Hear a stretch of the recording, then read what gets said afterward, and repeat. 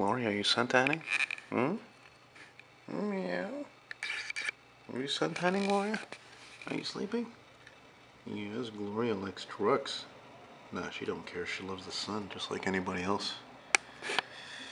Anyway, Elton McFall here. I was happy to tell you in this part 2 of my 58 Plymouth Christine painting. I just put a couple hours into it and putting some paint in it. And look how nice she's looking. Oh yeah, it's coming together nicely. Got 2 coats of acrylic red, 2 coats of acrylic black. This is actually the easy part. The hard part is when you start doing, especially like what I find the hardest in doing paintings of cars or trucks, whatever, is the paint, especially the reflections and things, things like that, the shine. I don't have a problem doing the chrome. The chrome is it's actually pretty easy, but doing the paint, that's another story. Anyway, also another thing I noted too is when I was painting along the hood there, the edge, um, I'm looking at the windshield I drew out. Oh, I forgot to actually get my picture here. I hope I didn't put it away, did I? Oh, here it is. Okay. Yeah, okay. Sorry for the sun coming up. Frig. Shit. Okay. Yeah. Yeah, you see there's a bulge in the hood over the fenders, so I'm going to have to work on that. And also, what I was looking at, I thought to myself, well, it looks like my windshield isn't like close enough. Close enough to like over here. But then what I did, instead of looking at this picture, I actually looked at one of my models. I have a 58 Plymouth diecast model, and I looked at it and I said, no, actually I was right. The windshield, the edge of it stops about here. So, whatever. Anyway, it's art. It doesn't have to be perfect. But if anything in my life that I try to do perfection on, apart from my videos, it's my paintings and drawings. Way more than, let's say, when I was like, friggin' 18 years old or something like that. Yeah, so I was rocking away on this, literally listening mostly to the 50s music, rock and roll mostly, of course. Or as Reverend Lovejoy would say from The Simpsons, a rock and or a roll. And it's always great when you're working on something like this that's from a certain time period, and you got that music going. To me, it's like if you're riding in an old car or truck or something, and you have the music of that time in your ears. I mean, it's great. It's very satisfying to me. To me, anyway, when you're really old school like me, even though I didn't live back then, unfortunately, it's really satisfying. And in case in point, my Metro painting here, right? I mean, I was listening to 60s music the whole time doing this. I think maybe a little bit of 70s, but it was really mostly 60s music. Same again for the airport limo painting with the Boeing 747. Again, 60s music. So whatever period the vehicle is from, it's going to be the music I listen to. It's like, I mean, look at the movie Christine, where this is from. You had hit songs. Christine's radio only played songs from the late 50s because she was a 58. So, heard songs like, hey, come on, let's go, let's go, let's go, a little darling. Anyway, that was a beautiful time I wish I could have been part of. And that song, of course, sung by Richie Valens, was done in '58, and he died the year after when his fucking plane crashed. Alongside, he died with Big Bopper, the Big Bopper and Buddy Holly. So that was to some people the day the music died. Actually, and that's what this painting is symbolic to. It's not just representing that my favorite movie of all time, Christine, but also of that wonderful time, the time of like when cars were so fucking scary looking, And this reminds me of a friend I used to have who was much older than me, and he told me when he grew up in Indiana. Now he lives in Canada, but he grew up in a religious family, and when he got his license, he wanted to buy a '57 Plymouth, and his father told me, son, Christians don't drive Chryslers. I always thought that was funny, you know.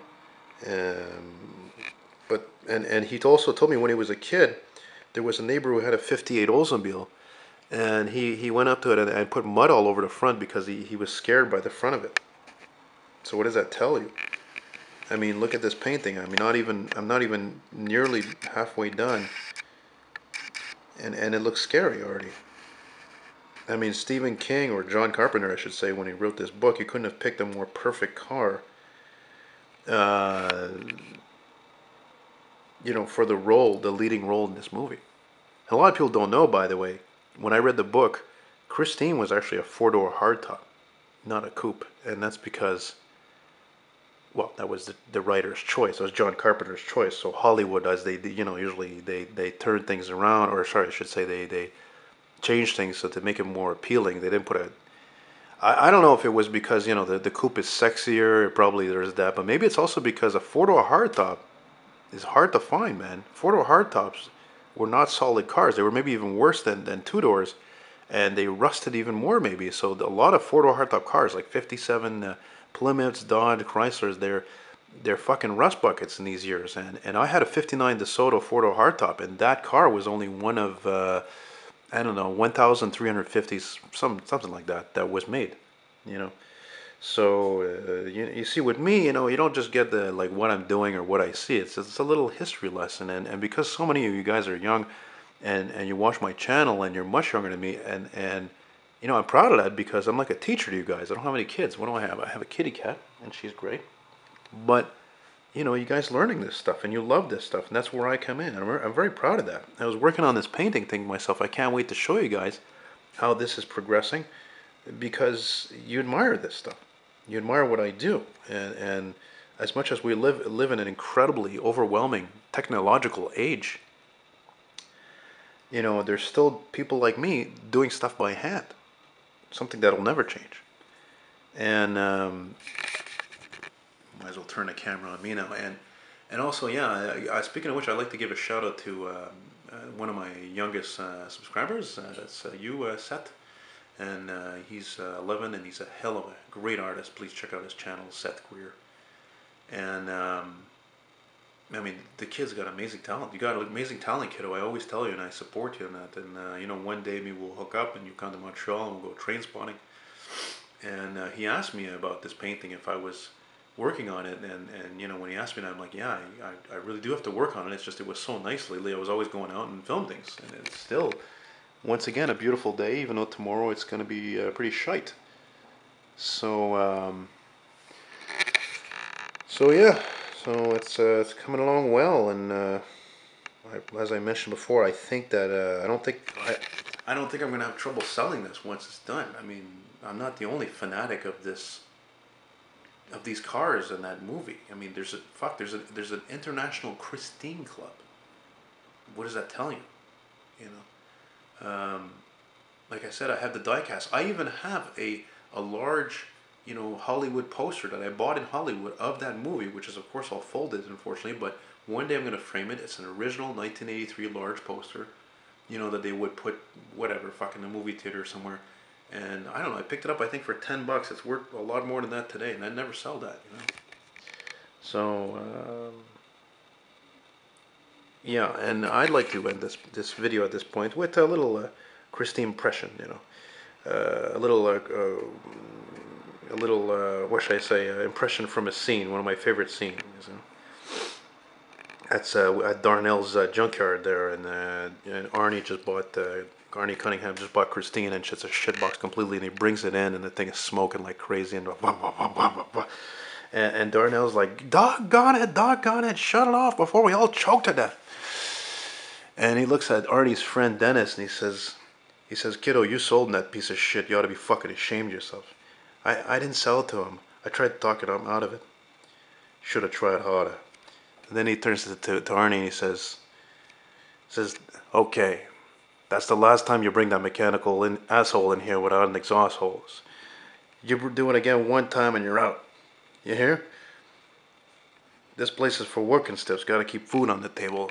It's not for snot-nosed rich-ass kids who want to go dragging on the orange belt. Not allowed no smoking in here, neither.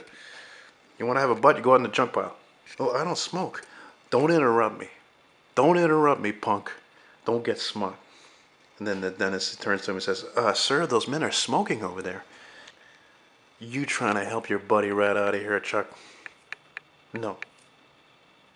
Then shut your pie hole. I know a creep when I'm looking at one. He turns to Arnie, he looks at him and says, I think I'm looking at one right now. So he keeps talking to Arnie, and Darnell, he says, you're on probation. You screw around me one time, I don't care how much money you pay up, you're out. You hear me? Huh? Now get out of here. We're closed. Yeah, and that's that. So, yeah, I know all the great lines from this movie. And one more thing before I wrap this up. This movie, this car, this representation of a bygone era that'll never come back of Americana and excess, power, and made in the USA. Um, you know, as a kid, when I first saw this movie in, I don't know, fuck, 85 or whatever, I probably was 9 or 10, I freaked. I mean, I don't know how many times I've seen it so many times.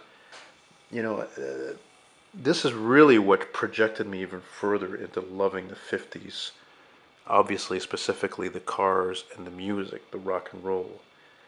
You know, I fell in love with stuff like, tears on my pillow, pain in my heart, over you. Anyway, like doo-wop stuff like that, and rock and roll, and DeSoto's, and 57 Chevy Bel Airs, and 59, 58, 57 Cadillac. It's amazing. It's just amazing.